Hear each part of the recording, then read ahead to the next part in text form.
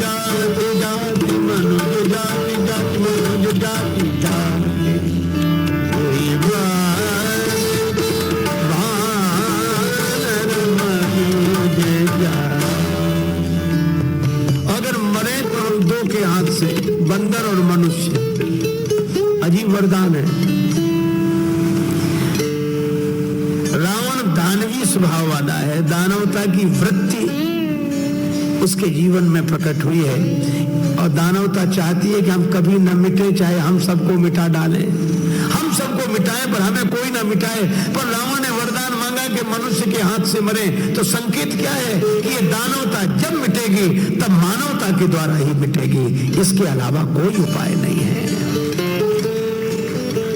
दानव मानव के द्वारा ही, दानवता को मिटाने के लिए मानवता। इसलिए रावण कहता मनुष्य के हाथ से मरे। लेकिन अब एक संकेत आप और ध्यान देंगे कि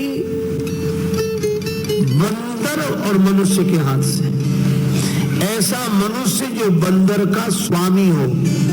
पर समस्या क्या है? उसी मानव के द्वारा दानवता मिटेगी जो मनुष्य बंदर का स्वामी हो। और ये बंदर कौन है? अगर देखा जाए तो बंदर अपनी चंचलता के लिए बहुत प्रसिद्ध है। शाखा से शाखा पर जाए, कभी स्थिर नहीं रहता। इसी तरह ये मन कभी स्थिर नहीं रहता, ये मन ही बंदर है। कबीरदास जी महाराज ने तो व्यंग किया है। वे कहते हैं, एक अचंभा हमने देखा बंदर दूहेगा, दूध दूध को सब पी ले, घी वो बनारस जाए।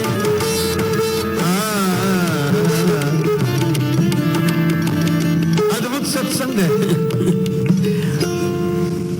अटपट ज्ञान कबीर का झटपट लखा न जाए, जो या को झटपट लखे सब खटपट मिट जाए। कबीरदास जी कहते एक अचंभा हमने देखा, बंदर गाय को दो रहा है और दूध तो सब पी लेता है, घी बनारस चला जाता है। हो गया सत्संग। लोगों ने कहा कुछ समझ में नहीं आया, पर बड़ी अद्भुत बात कही। बंदर गाय को दो रहा है, गौ माता को बोलते, और गो नाम इंद्रियों का भी है। गो गोचर, तो गो नाम है इंद्रियों का, और मन है बंदर। ये मन रूपी बंदर गौ रूपी इंद्रियों का दोहन कर रहा है, इनकी शक्ति को दोह रहा। आंख कहती अब थक गए देखते देखते, मन कहता तुम थकी, हम थोड़ी थके, और देखो। आंख झपकती है बार बार, मन कहता है पानी के छींटे दो, जरा आलस दूर को, और देखो। इसकी जो शक्ति है इसको दिन दिन छीन कर रहा मन ही। तो कान कहते हैं अब नहीं, थोड़ा और सुनो। तो ये इंद्रियों की शक्ति का दोहन कर रहा है, इंद्रियों को दोह रहा है। और दूध दूध तो सब पी ले। दूध पी लेने का मतलब यौवन की जो शक्ति थी वह तो ये सब पी जाता है। अब बिना दूध का घी वो बनारस चला जाता है। तो बिना दूध का घी का अर्थ बिना शक्ति का जीवन। अब आया बुढ़ापा, न हाथ उठे न पांव उठे, ये बिना दूध का घी है।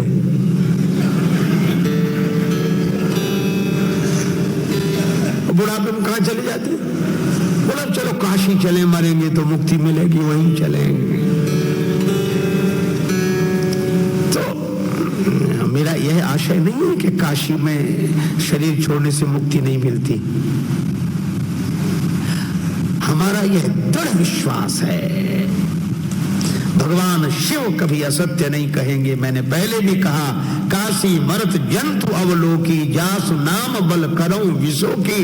लेकिन काशी में शरीर छोड़ने से मुक्ति तो मिलेगी, पर अगर यौवन की शक्ति रहते रहते मन को बस में कर लिया होता तो जीवन मुक्ति का भी आनंद मिलता।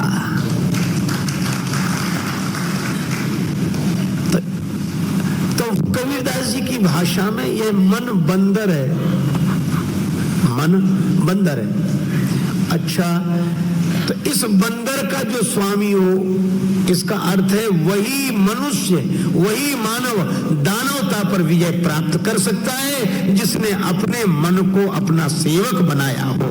मन जिसके बस में हो, जो मन के बस में ना हो। और जो मनुष्य मन के बस में हो, उससे क्या दानवता मिटेगी? दानवता तो उससे मिटेगी मन जिसके बस में हो। इसलिए हमारे राम जी वानर के स्वामी हैं, हनुमान जी के स्वामी हैं, और हनुमान जी के नहीं, जितने वानर हैं सबके स्वामी हैं। ये मन की जितनी चंचल वृत्तियां, जो सबका स्वामी हो, ऐसे मानव के अवतरण से ही दानवता मिटेगी। तो इसीलिए हमारे श्री राम जी को तुलसीदास जी महाराज 3 दृष्टियों से देखते हैं। नाना पुराण निगमागम सम्मतम यद रामायणे निगदितम क्वचिदन्यतोपि। ये वेद, पुराण और आगम, निगम, आगम और पुराण, और मुझे लगता है कि निगम की दृष्टि से, पुराण की दृष्टि से और आगम की दृष्टि से वेद से पूछा गया कि राम जी कौन है, तो वेद भगवान ने कहा कि राम जी तो सच्चिदानंद ब्रह्म है। तो वेद दृष्टि से श्री राम ब्रह्म है। और पुराण की दृष्टि से, पुराणों से पूछा गया राम जी कौन है, बोले यह भगवान है। और जब आगम से पूछा गया कि राम जी कौन है, तो वही श्री वाल्मीकि जी की उक्ति, रामो विग्रहवान धर्म, राम जी तो साक्षात धर्म मूर्ति हैं। तो व्यवस्था की दृष्टि से राम जी धर्मावतार आदर्श मानव के रूप में प्रकट हुए हैं। वेदों की दृष्टि से सच्चिदानंद ब्रह्म प्रकट हुए हैं, और पुराणों की दृष्टि से, भाव की दृष्टि देखो तो राम जी भगवान होकर बालक के रूप में प्रकट हुए हैं। ये धरती मृत्यु लोग कोई मार डालेगा। रावण बोला कि हाँ, मनुष्य के हाथ से मरना तो सरल है, लेकिन किसी का मनुष्य बनना तो कठिन है।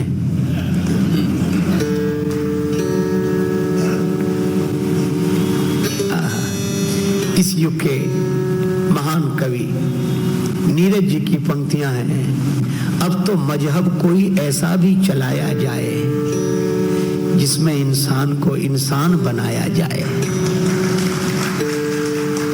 रावण बोला कि मैं किसी को मनुष्य रहने ही नहीं दूंगा।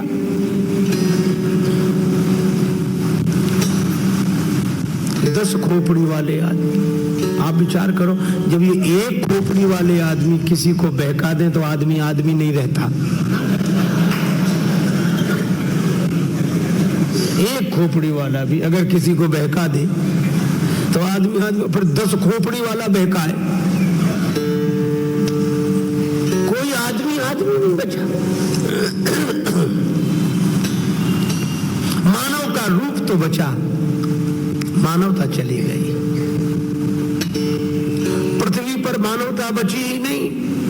रावण ने इतना अत्याचार किया, इतना अत्याचार किया, सब राक्षस हो गए। किसी ने कहा तो राक्षस कैसे होंगे? अब तुलसीदास जी उनके नाम बता रहे हैं, राक्षसों के भी नाम सुनो। कहते हैं कुमुख अकंपन कुलिस रद धूम केतु अतिकाय, एक एक जग जीत सके ऐसे सुभट निकाय। ये राक्षसों के नाम भी अपने आप में अर्थ लिए हुए हैं। कुमुख, तुलसीदास जी कहते सुमुख कौन? जनकपुर की माताएं राम जी की चर्चा कर रही है तो सुमुख हैं, जिनके मुख से भगवान का नाम निकले, भगवान के गुण निकले, वह सुमुख है। और जिसके मुख से गालियां निकले और दूसरे की निंदा निकले, किसी को सहन ही न करे, दूसरे की बुराई, यही कुमुख है। कुलिशरद, वज्र की तरह दांत, जिसके वज्र की तरह दांत का अर्थ है ये कि दूसरे की प्रगति जिनसे सहन न होती, जब देखो तो दांत ही पीसते रहें, कब मौका लगे तो खा जाएं इसे, यही कुलिशरद है। कुमुख और अकंपन, अकारण दूसरे का द्रोह करने वाले, इतने बड़ा पाप करने पर भी जो कांपते नहीं, जो अकंपन है, चाहे जितना पाप करे उनको लगता ही नहीं है कि पाप है। धूमकेतु, धूम्र धुआं, केतु माने झंडा, जो दूसरे का धुआं देखकर अपना झंडा लहराना चाहे।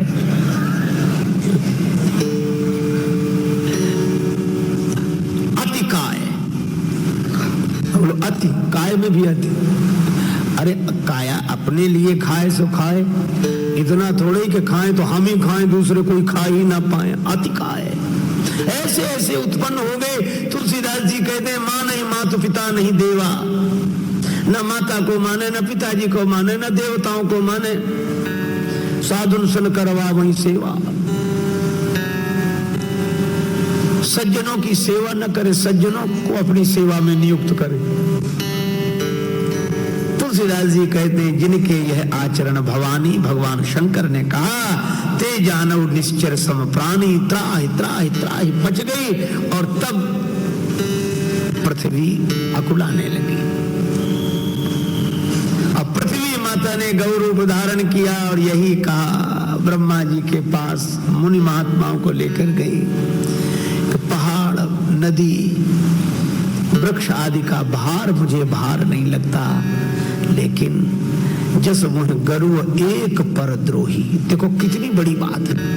यहां तक कहा पृथ्वी माता ने कि अनेक पर्वतों का भार मेरे लिए भार नहीं, अनेक समुद्रों का भार मेरे लिए भार नहीं, अनेक वृक्षों का, वनों का भार मेरे लिए भार नहीं। ये अनेक हो तो भी भार नहीं, लेकिन दूसरे का अकारण विरोध करने वाला अगर एक हो तो वह पृथ्वी का भार है। जस मुह गरु एक पर द्रोही, एक। इसीलिए मैं आपकी शरण में आई हूं।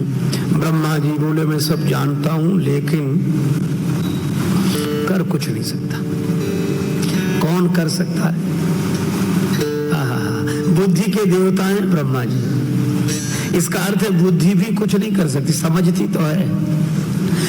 आज आप देखो सब बुद्धिमान, सब समझते हैं, गलत बात है, ऐसे नहीं करना चाहिए, गलत बात, लेकिन कर कुछ नहीं सकते।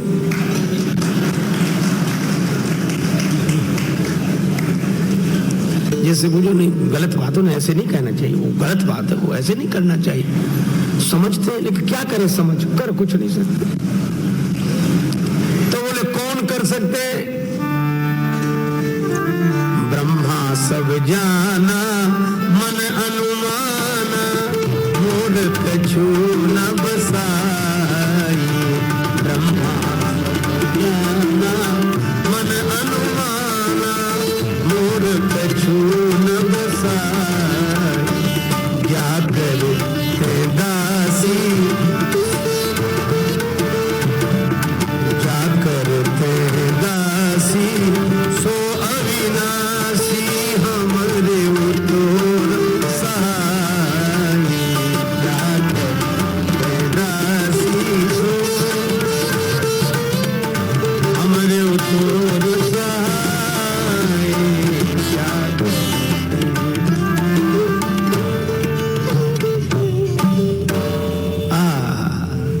अद्भुत बात है।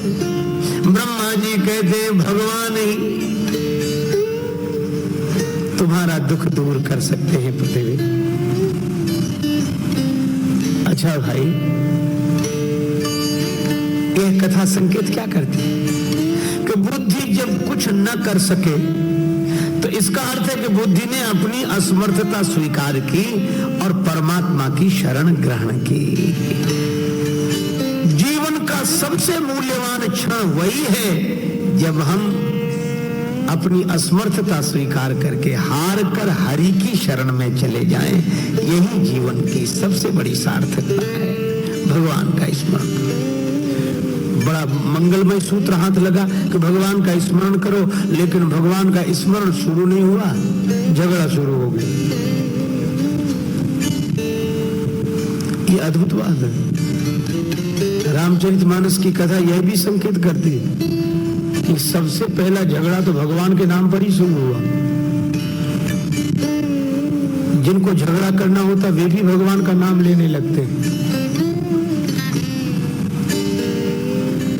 झगड़ा क्यों शुरू हुआ? बोले भगवान कहाँ मिलेंगे? वही प्रार्थना पत्र लेकर चला जाए। एक बोले वैकुंठ में चलो, दूसरे बोले वैकुंठ नहीं, आजकल क्षीर सागर में रहते हैं भगवान, वहां चलो। अब कोई कहे वैकुंठ में चलो, कोई कहे क्षीर सागर में चलो। एक दल हो तो दल, दो दल हो जाए तो दल दल, और दल दल से निकलना आसान है क्या?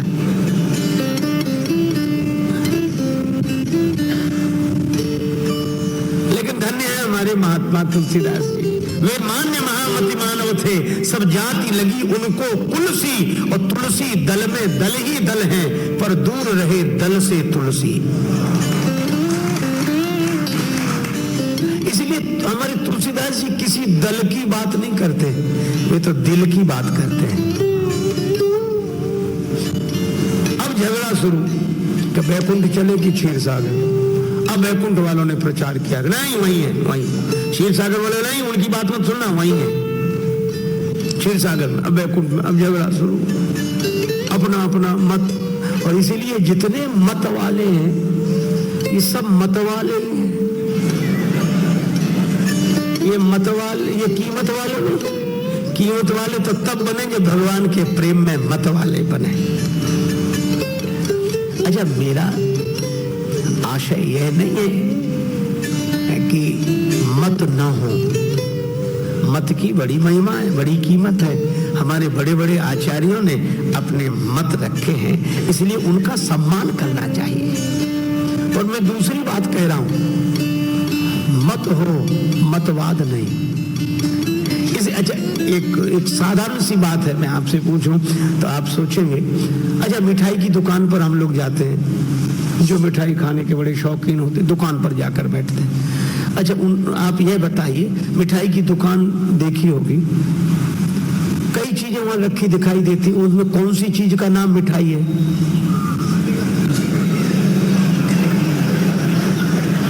कौन सी चीज का नाम मिठाई है? किसी का नहीं, और दुकान मिठाई की है। अच्छा चलो, अब दूसरी बात समझ लो और विचार करो। क्या बोले? पहली बात तो ये कि कौन सी चीज का नाम मिठाई है, और दूसरी बात ये कि उनमें कौन सी ऐसी चीज है जो मिठाई ना हो। कोई किसी का नाम मिठाई नहीं है, और कोई ऐसी चीज नहीं है जो मिठाई ना हो। अच्छा, अब एक बात देखना, कोई जलेबी खा रहा है, हम देखते कई बार, और बगल में बैठा हुआ आदमी लड्डू खा रहा है, तब तक बोले हम तो गुलाब जामुन दे दो।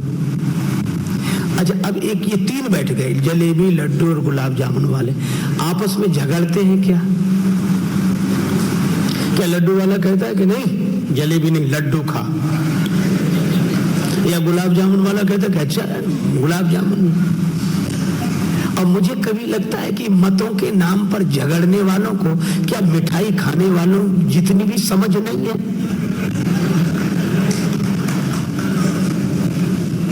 अरे गुलाब जामुन भी मिठाई है, जलेबी भी मिठाई है, लड्डू भी मिठाई है, तो उस मिठाई को कोई जलेबी के रूप में ग्रहण कर रहा है, कोई लड्डू के रूप में ग्रहण कर रहा है, कोई गुलाब जामुन के रूप में ग्रहण कर रहा है, तो कठिनाई क्या है?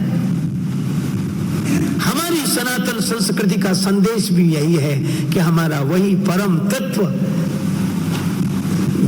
जब अवतार लेता है तो कोई कृष्ण के रूप में उसका स्वाद ले रहा है, कोई राम जी के रूप में उसका स्वाद ले रहा है, जिसकी जहां निष्ठा है, कोई आत्मज्ञानी होकर आत्म रूप में उसका स्वाद ले रहा है, तो सब उसी एक परम सत्ता से जुड़े हुए हैं। काहे को झगड़ा, काहे को हैरानी परेशानी? लेकिन अब यहाँ तो दो दल बन ही गए, बैकुंठ वाले और क्षीर सागर वाले, बैकुंठ वाले और क्षीर सागर वाले, और झगड़ा खत्म ना हो, प्रार्थना शुरू नहीं हुई। कई बार तो जिंदगी झगड़े में चली जाती, प्रार्थना शुरू नहीं हो पाती। गड़बड़ी क्या है? केवल मुझे कभी कभी लगता है कि अगर एक अक्षर का परिवर्तन हम करें, शब्द भी नहीं, एक अक्षर की बात अगर हम लोग मान सकें तो सारे झगड़े खत्म हो जाएं। ही की जगह भी लगा लें। लड्डू भी मिठाई है, जलेबी भी मिठाई है, गुलाब जामुन भी मिठाई है, कोई झगड़ा नहीं होगा। और जहां ही लगाया, लड्डू ही मिठाई है, तो जलेबी वाला कहे कैसी बात करते हो, क्या जलेबी मिठाई नहीं है? वो कहेगा यही मिठाई है। ये हमारे सारे झगड़े तो ही की वजह से ही हो रहे हैं। अरे कहना होना यह चाहिए कि वह भी है, यह भी है, भगवान का वह रूप भी है, भगवान का यह रूप भी है, भगवान निराकार भी है, भगवान साकार भी है, भगवान श्री कृष्ण के रूप में भी है, भगवान श्री राम के रूप में भी है। अब यह अलग बात है कि अब आप कहेंगे जब सब समान है तो सबको मानो। अब ये कोई बात हुई कि मिठाइयां सब समान है तो क्या सबको खाएगा? वो खाने वाला उसकी जो रुचि होगी उसे चुन लेगा। इसी तरह हमारे सनातन धर्म की सबसे बड़ी विशेषता यह है कि हमारे यहाँ भगवान के इतने रूप हैं, हमारे यहाँ भगवान को अनेक रूपों में देखा गया है और यह स्वतंत्रता दी गई है कि तुम किसी भी रूप में भगवान को चुनकर उनकी उपासना करो, तुम्हें जीवन का वही परम तत्व मिलेगा जिसके लिए तुम्हारा जन्म हुआ है। और मुझे बड़ा गर्व है कि यह संदेश केवल हमारी हिंदू संस्कृति में सनातन धर्म ने दिया है। हम अनेक में एक को देखते हैं, अनेक में एक को देखते हैं। और इसीलिए पार्वती जी ने कहा कि ये लोग झगड़ते रहे और आप, पृथ्वी माता बड़ी दुखी, कि अभी तो दानवों की वजह से दुखी थी, दानवों की वजह से दुखी थी, अब देवताओं की वजह से दुखी। दानव लड़े तो समझ में आता है कि भाई दानव भी तो देवता लड़ रहे। और पार्वती जी ने कहा कि देव झगड़ते रहे और महादेव आप बैठे रहे। आप महादेव, आप ऐसा ना सोचो कि दानव ही आपस में झगड़ते, देवता और ज्यादा झगड़ते। तो इसीलिए तो भगवान की प्रार्थना ही शुरू नहीं हो पा रही थी। तब भगवान शंकर ने कहा कि पार्वती हम बोलते तो, लेकिन ये आपस में झगड़ने वाले सुनते हैं क्या किसी की? वो तो अपनी सुनाते हैं, वो किसी की नहीं सुनते। भगवान शंकर बोले लेकिन मैंने भी सोचा कि पहले इन्हें कोई बोल लेने तो अभी कोई फायदा ही नहीं, सुनेंगे ही नहीं है। जब ये बोलते बोलते थक जाएं तब देखें। तब भगवान शिव कहते अवसर पाई, मौका मिला तब केवल एक वचन कहा, हरि व्यापक सर्वत्र समाना।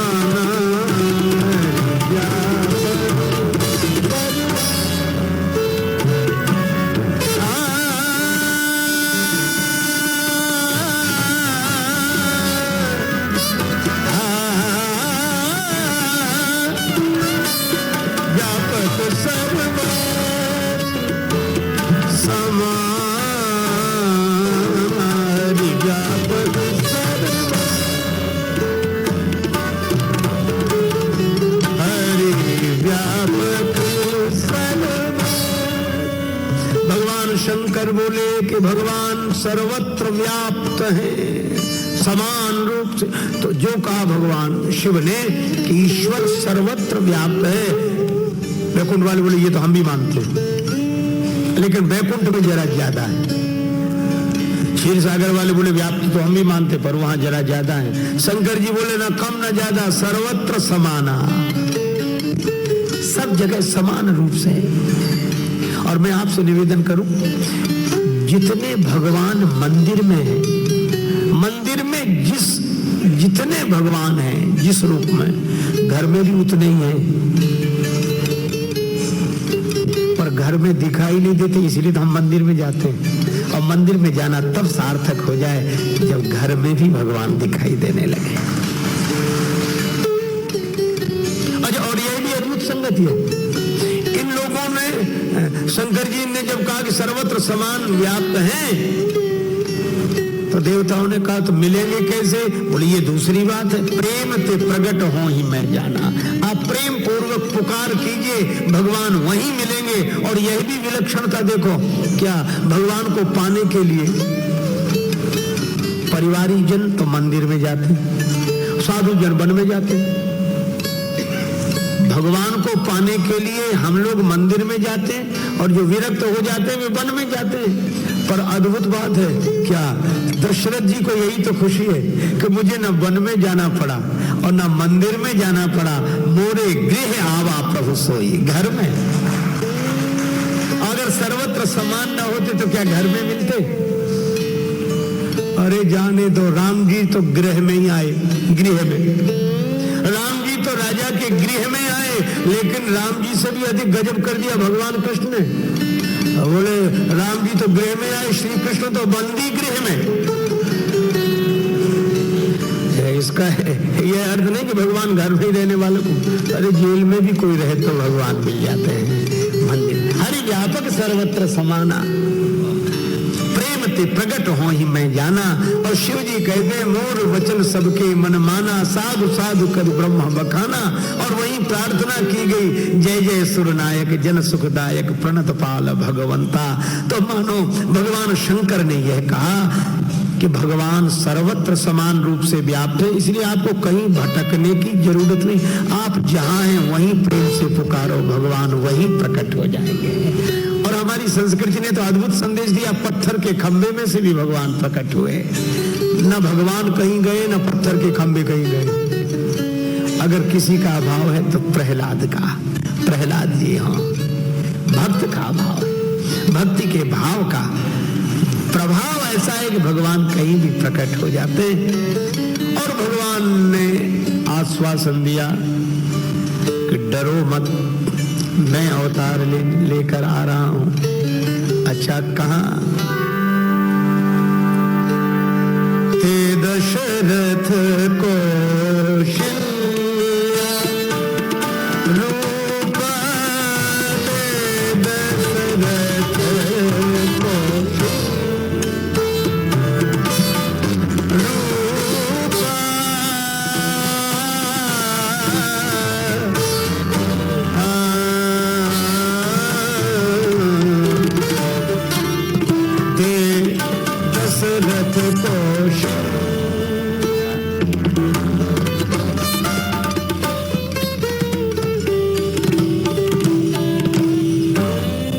बात याद आई। एक संत से किसी ने पूछा कि महाराज अब तो पाप बहुत बढ़ रहा है, पृथ्वी पर बड़ा अत्याचार हो रहा है, भगवान अभी भी नहीं आ रहे। इतना अत्याचार, इतना पाप बढ़ गया तो भी भगवान नहीं आ रहा। महात्मा मुस्कुराए, बोले ये तुमसे किसने कह दिया कि पाप बढ़ जाने से भगवान आते हैं? अधर्म बढ़, बोले सुना है यदा यदा ही धर्म से ग्लानिर्भवति भारत, जब जब होए धर्म के हानि, सुना है। महात्मा बोले सुना तो है, लेकिन एक बात याद रखो। क्या?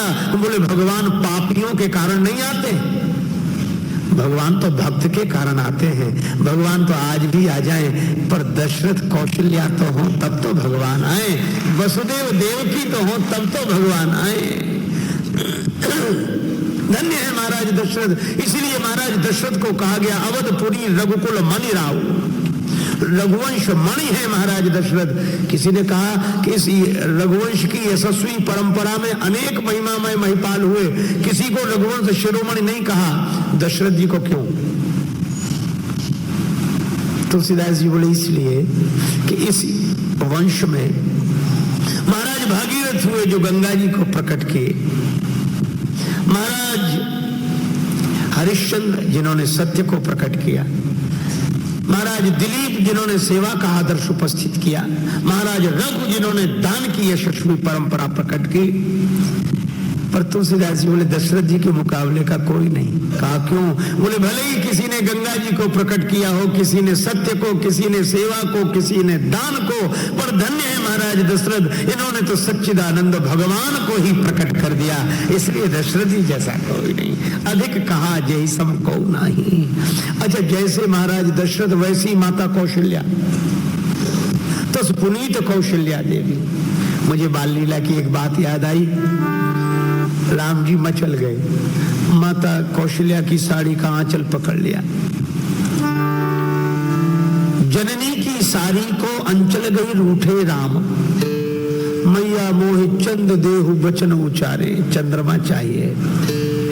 माँ कौशल्या बोली लाल जी भूतल पे शशिकों उतारिगो का खेल लाल, क्या चंद्र को धरती पर उतारना खेल है? अनहोनी बात नहीं बस की हमारे है। पर राम जी रोए जा रहे, नहीं नहीं नहीं, चाहिए चाहिए। कवितावली में संकेत है गोस्वामी जी का, कबहू ससी मांगत आरी करें। राम जी रो रहे, क्यों? सोचत राजेश राम जननी तुम्हारे गे सर्वशक्ति